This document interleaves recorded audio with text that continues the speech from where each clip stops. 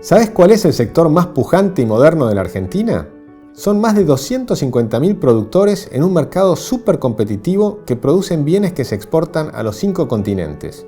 Sí, es la agroindustria argentina, que logró la mayor productividad del planeta utilizando tecnología de punta. Son millones de hombres y mujeres que trabajan de sol a sol, sufriendo las inclemencias del tiempo. Producen alimentos, insumos para la industria, biocombustibles, papel y fibras y otros productos textiles. Están distribuidos por todo el país. Los que producen lana de oveja en la Patagonia, frutas del Valle del Río Negro, el Malbec de Mendoza y San Juan, el torrontés de Salta, las frambuesas en la Patagonia. Con el exquisito aceite de oliva de Catamarca y La Rioja, Argentina ya es el primer productor de América y quinto exportador mundial. Tucumán, la provincia más pequeña, se transformó en el primer exportador mundial de limones y sus derivados.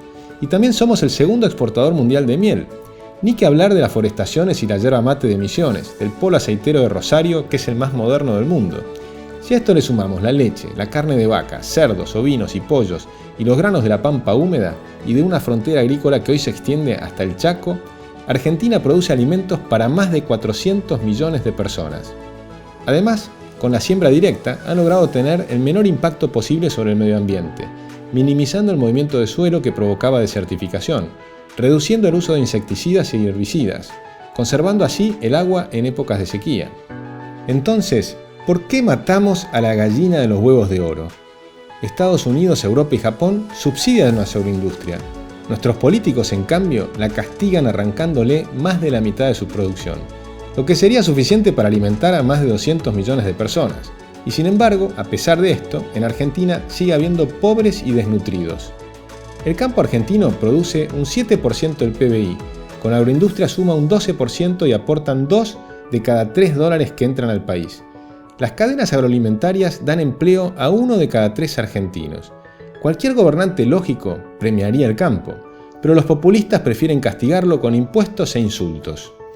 Además de los 100 impuestos, tasas y contribuciones que cobra a todos los sectores, el Estado les agrega un impuesto especial, las retenciones e impuestos a las exportaciones que van directamente sobre sus ventas, es decir, sin tener en cuenta los costos de producción. Así el Estado puede sacarle el 80% de las ganancias a un productor de Pehuajó y a veces hasta el 100% de las ganancias a un productor sojero en el Chaco que si no logró tener una buena cosecha no logra ni siquiera cubrir sus costos. Una total injusticia. Pero entonces, ¿a dónde fue a parar la plata que aportó el campo? En los últimos 15 años, el campo pagó más de 100.000 millones de dólares en impuestos extraordinarios al Estado. Esa plata nunca volvió a este sector para mejorar caminos, puertos, trenes o canales para evitar inundaciones. Tampoco fue a mejorar los hospitales, escuelas, ni redujo la pobreza ni la desnutrición. Este dinero terminó yendo a cubrir el crecimiento de un Estado elefantiásico y burocrático, que pone trabas al comercio y a la economía en vez de hacerla más eficiente para promover un crecimiento sostenido. ¿Cuál es el resultado que vemos hoy? Una deuda inmensa y una economía empobrecida, aún en el campo y en las economías regionales, que mansamente aportaron mucho más de lo razonable. Necesitamos de manera urgente que el Estado vuelva a un tamaño que podamos sostener y que dejen de quitarle recursos excesivos al sector privado. De este modo podrá fortalecerse y volveremos a tener la estabilidad y el crecimiento que tanto añoramos.